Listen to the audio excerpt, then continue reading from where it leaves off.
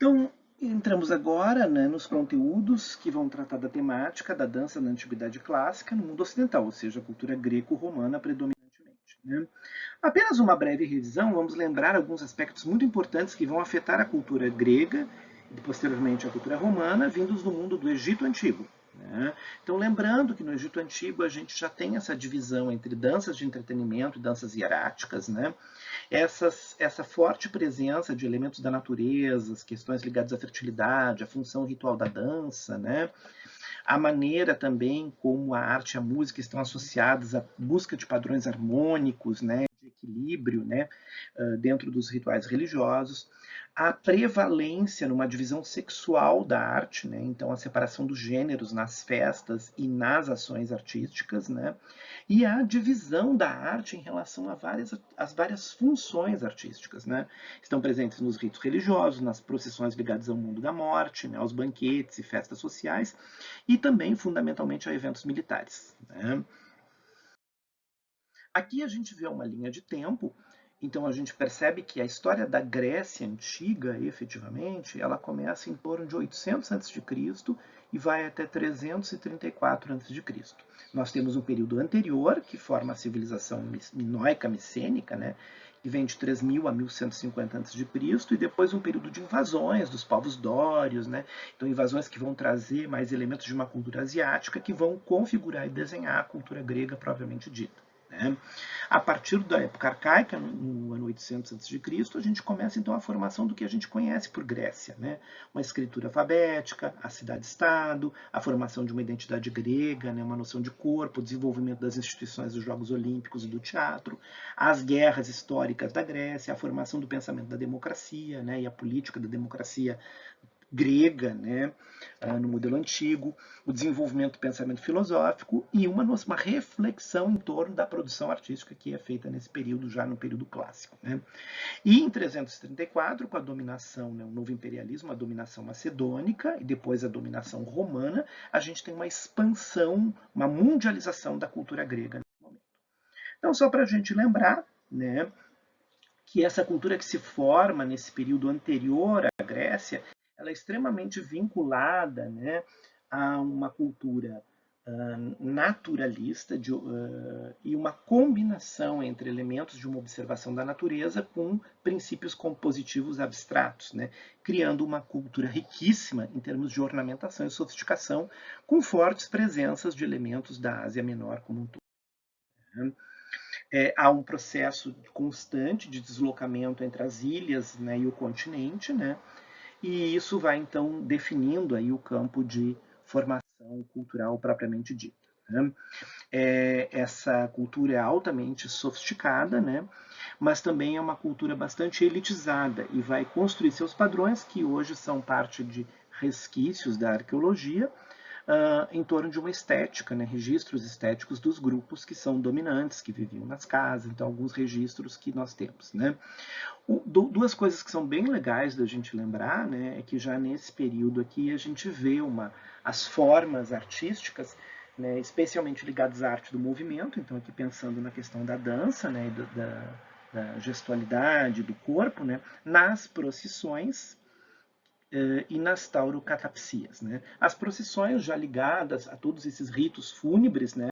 E as taurocatapsias, que são, na verdade, as tauromaquias ou tauromáquias, né? Ligadas também ao desenvolvimento da civilização minoica, né? Numa forma que mistura ritual religioso com ritual esportivo, propriamente dita, né? Na figura do boi, da virgem, do herói, do boi, né? Do touro, né? Sagrado como animal sagrado. Né?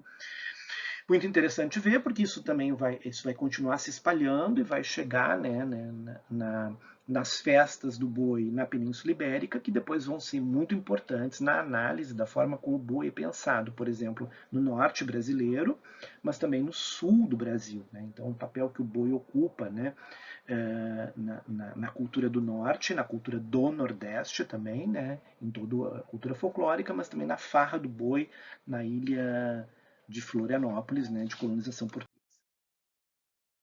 Bom, os gregos, então, como eu disse, eles vão viver um período, né, de invasões, né, essas invasões vão marcar uma forte presença, não só de uma cultura das regiões do continente das ilhas, mas da penetração de elementos da cultura asiático-oriental, né, que vão trazer, né, essa sofisticação da abstração do gesto, de princípios geométricos, né, que vão se combinar a esse esforço naturalista, realista, de observação do mundo natural que já vinha, então, dessa tradição ali da região grega, né, da Ática. Bom, combinando. Né? Isso então vai se formar até o ano 800, então quando a gente tem a formação realmente da civilização grega no período chamado época arcaica e depois a época clássica propriamente dita. Né? É muito importante lembrar que na época arcaica a gente tem, para efeitos da história da arte, da história das artes cênicas, né, o desenvolvimento do teatro ao ar livre, as construções, né, teatrais, né, e toda uma exploração do desenvolvimento das peças teatrais propriamente ditas, né, o início da organização do sistema que vão gerar os festivais de teatro, enfim. Né. E já no período clássico a gente vai ter então o desenvolvimento, o surgimento de reflexões de cunho estético em torno dessa produção artística propriamente dita. Né.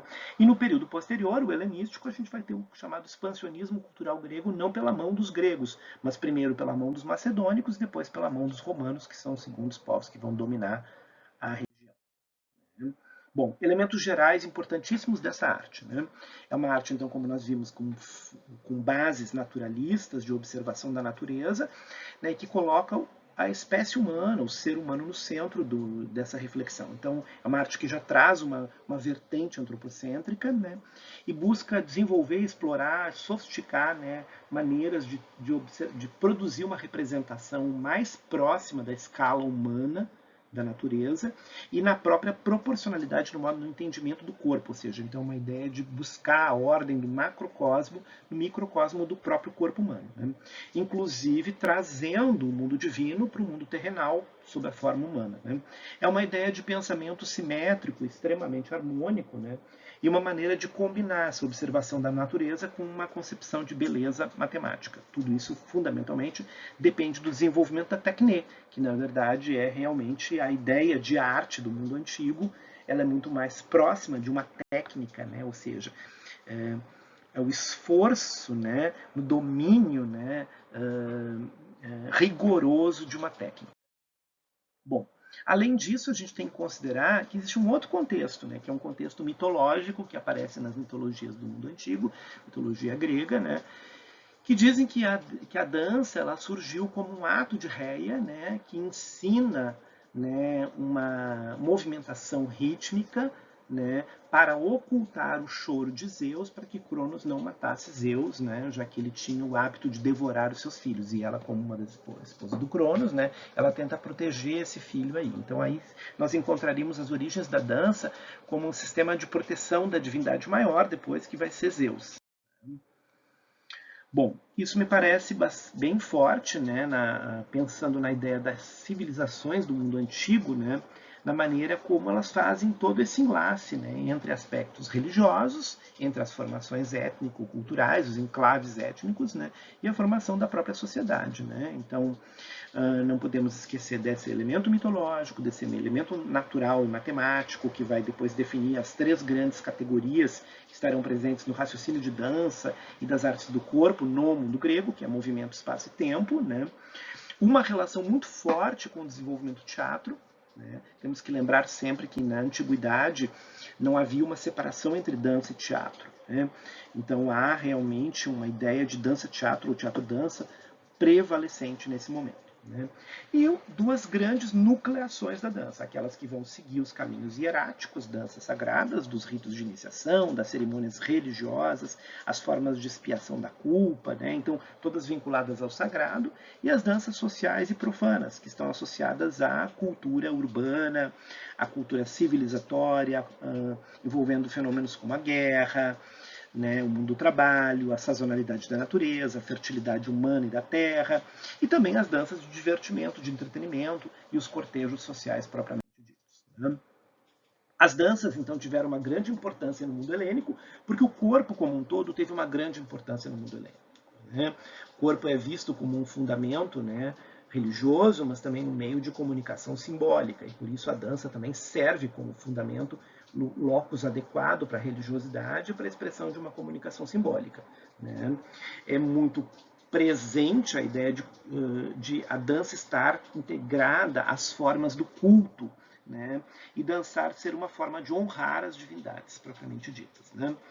Isso a gente, voltando lá às interpretações histórico-antropológicas e não da história social e cultural, né, que tem duas ênfases um pouco diferentes, a gente percebe como há uma referência muito forte ao conceito de coro e a questão do coro cíclico e as formas circulares da dança, as danças circulares e as danças circulares sagradas, né?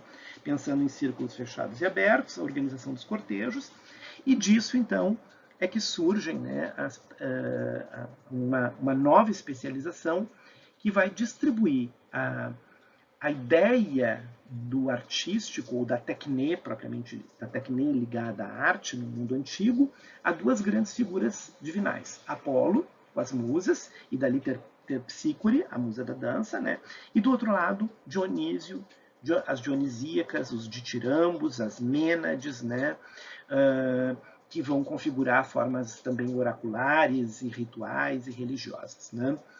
Essas duas grandes forças vão acabar gerando uma especialização na dança cênica, de manifestação teatral, com a presença, né, dessa figura que vem lá do mundo cultual, que é o coro, que agora então vai formar as danças mimadas, se desenvolvendo em três grandes grupos de dança. Danças corais, né, para a tragédia, a dança da comédia e a dança satírica, né, que é mais grotesca.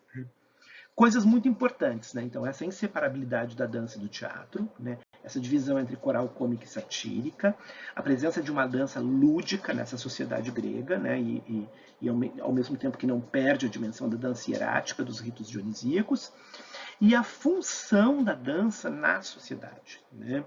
A função religiosa, mas a função educacional, a função filosófica, mas a função de capacitação para ação militar, né? A maneira como as festas, né, de dança vão sendo fixadas no corpo do calendário da cidade-estado, ou seja, né, elas vão integrando a cultura cívica dos gregos, né? Bom, aqui a gente pode lembrar algumas reflexões que são importantes quando a gente está pensando na época clássica, né, dos filósofos e o que eles pensam da estética. Bom, então, em Leis, Platão vai separar a dança popular da dança nobre, né? Ele vai fazer uma crítica, né, ao dionisismo, né, e essa lascívia, essa ideia de um sagrado profano, né, que vem no dionisismo, né, no tipo de culto a Dioniso, tentando pensar um culto à cidade, que é um culto cívico, e vai valorizar profundamente as danças de guerra, as danças do trabalho, né, como danças sociais propriamente ditas, né, mas que tem um alto valor moral, um alto valor pedagógico, no sentido da arte, quando ela é controlada pela cidade-estado e leva a uma educação. Né. O Aristóteles vai recompor um pouco essa ideia de mímese platônica e vai então elaborar um conjunto mais sofisticado, né, de normas e regras para descrição da experiência artística propriamente dita, envolvendo aí o teatro-dança, dança-teatro, né? Então vai começar a desenvolver concepções de ritmo, o uso da palavra, o que é melodia, o que é gestualidade, caracteres da movimentação, né? Todos eles sempre estruturados por um princípio narrativo. Muito, muito importante, porque é o plot dramático, a ideia de drama que está colocada acima de tudo, né, na mímese, que vai produzir os efeitos catárticos, né? Essa é uma ideia bem aristotélica, que depois, quando a gente olhar a estética, né, e as normatizações em sociedades asiáticas, como a hindu, né, na Índia, vocês vão ver como no hinduísmo esse princípio não é prevalecente, né? Então a ideia narrativa não é o que predomina, não é o que domina, como acontece entre os gregos, né? Bom, é então importante entender que a dança ocupa um lugar central na cultura grega, porque ela é parte do processo educativo, ela é parte da paideia grega, né? E ela separa, inclusive, os gregos, né, que são não bárbaros, dos povos bárbaros que não dançam, né? Mas esse modelo civilizatório vai sofrendo, né, influências, e quando a gente chegar lá no mundo romano, a gente vai perceber que a dança vai ser destinada em grande parte aos escravos, aos escravizados no processo civilizacional, né, de imperialismo do mundo antigo. Né? Bom, algumas coisas importantes, né? Atos sacrificiais, né? Formas de incorporar elementos vocais, né? A dinâmica das rodas, né?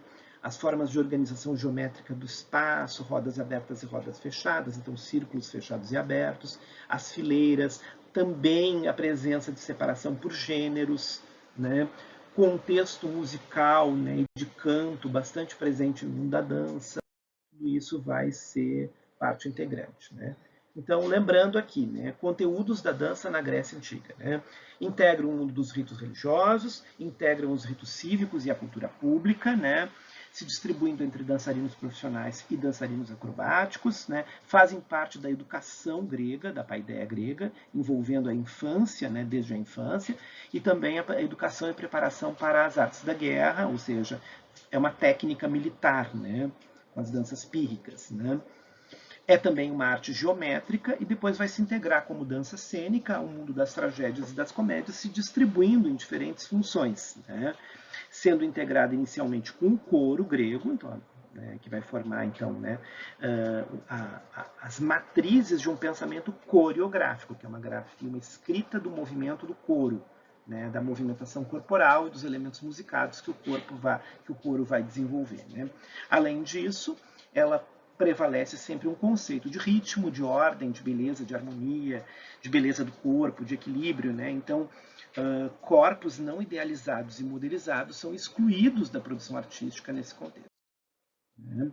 Bom, a partir disso, né, a gente vai ver que então existe um outro estilo que aparece, né, que é uma combinação de elementos da cultura grega com a cultura asiática no povo etrusco, e esse é que vai fundamentalmente dar as primeiras matrizes para a formação do mundo romano, da República de Roma. Né?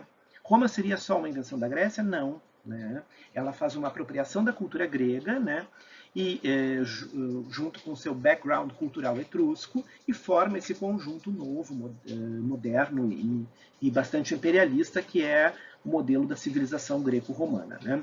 É um processo de tradução ou de contato cultural, né, conflitivo, né, formando também e traduzindo a estética e os estilos gregos em conceitos romanos. Há uma espécie de tradução constante. Né?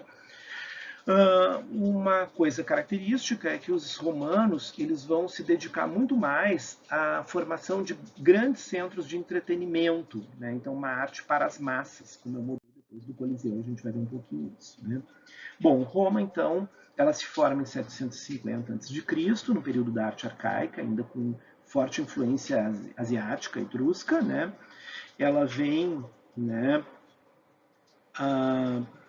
até, né, mais ou menos ali 190, no período do Império Romano, então ela passa pela República, né, desenvolve, né, estruturas dramáticas, as formas do grotesco, a comédia é muito importante aqui, né, então as artes cômicas, e aí a gente vai entender por que o papel da dança está muito associado ao desenvolvimento da pantomima, né, mas vai receber realmente uma grande expansão no que a gente chama de final, vamos dizer, segunda parte da época imperial e toda a época final do Império Romano do Ocidente, né, na passagem para o período medieval entre 190 e 476 d.C. É nesse período, né, com a dominação romana no mundo grego, que vai haver essa fusão entre as culturas, né,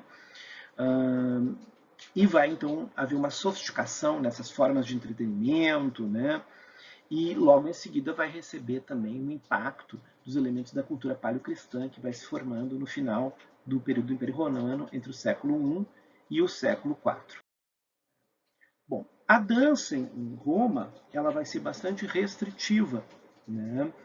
Apesar de ela integrar o mundo do espetáculo, né, ela vai integrar sob a forma da pantomima, sob a forma da mímica especialmente. Né? É bem interessante como isso depois vai se integrar futuramente a ideia da dança narrativa noveriana. Né? E ela é um enclave cultural que recebe todos esses elementos gregos, etruscos, egípcios, fenícios, né? Mas ao mesmo tempo ela vai se concentrar em formas de uma dança mais moral. né? Havia uma ética vinculada à poética grega, né, que tinha muito a ver com uma espécie de um valor. Então, dançar era dar valor extremo ao corpo, né? Estava vinculado a essa ideia do embelezamento, da expressão, né, máxima dessa harmonia do corpo com o cosmos, do microcosmos no macrocosmos. Como essa é uma cultura mais moralista, né, ela vai usar a dança com funções muito mais públicas, né, de caráter político, né, especialmente assim, seu uso controlado na comunidade sacerdotal, né, mas especialmente na religião cívica, né, na proteção para as guerras, enfim, em honra ao deus Marte, né, e na formação dos espetáculos de massa, nas mímicas que vão aparecer fundamentalmente nas arenas, né, especialmente lá no Colisão romano. Formas espetacularizadas, grotescas, né, como por exemplo tocar fogo em corpos, né, para vê-los dançando, queimando, né. Dança muito vinculada à acrobacia, o desenvolvimento do circo nas feiras, né, e tudo isso vai dar uma boa base, né, para o balé de ação noveriano. Bom, então só para a gente finalizar na nossa última etapa, lembrando, na Grécia Antiga, então a Grécia Antiga vai trazer elementos dos ritos funerários como formas de representação teatral, vai fazer uma articulação, né, entre a técnica poética com o campo da ética, tem uma forte presença no desenvolvimento da história da dança, dos elementos ligados ao culto a Dionísio, né, que também está vinculado à formação do teatro, né, então essa questão das procissões e dos cultos, né, com a formação dos coros, das danças sagradas, das danças circulares, depois das danças corais dentro do espetáculo, né. É importante, né, a formação do coro, que vai ser a forma mais elaborada de integração do elemento narrativo com o canto e a dança, né, instrumentação musical dentro do teatro grego. Né. Aqui, né, todos esses elementos do coro nos levam a conduzir uma espécie de medida por medida, né? Então essa ideia do metro, do equilíbrio, ela vai ser, ele prevalece, né? E nesse sentido, ela transforma a arte num tipo de modo da paideia, do modo de educação do cidadão, né? Então dentro da sociedade grega, o cidadão é também educado pela arte. Aqui vários elementos que vão se traduzir não só nas teorias da dança, né, nos princípios coreográficos do coro, mas também nos elementos da teoria musical, né, que articulam elementos rítmicos, melódicos e harmônicos, né, dentro das teorias musicais do pensamento grego do mundo antigo. Né. Em Roma a gente já viu que a música está presente no cotidiano, mas há uma relação mais tensa com aquela ideia da dança livre, expressiva, né, dionisíaca dos gregos, né? Então há um controle sobre a dança, e a dança então se traduz mais no campo da mímica, né? Da pantomima, né? A imitação de todas as coisas através de uma imitação gestual, né? É também, né, aqui então há um controle, e ela vai se manifestando e vai se dedicando cada vez mais a ser integrada exatamente aos grandes espetáculos de massa. Né? A dança, assim como a música, vão ser também fortemente integradas aos ritos cívicos, como eu tinha falado. Então, a música e a dança cívicas e públicas, né, preparando, né, valorizando o Estado, preparando para a guerra, né, com uma separação cada vez mais rigorosa entre a pessoa e o indivíduo e entre o público e o privado. Né. Então, aqui algumas indicações de vídeos, e com isso, então, a gente encerra, né, essa primeira parte aqui, né, da aula 5 sobre danças do mundo antigo, ocidente, e depois então mundo cristão, paleocristão, né,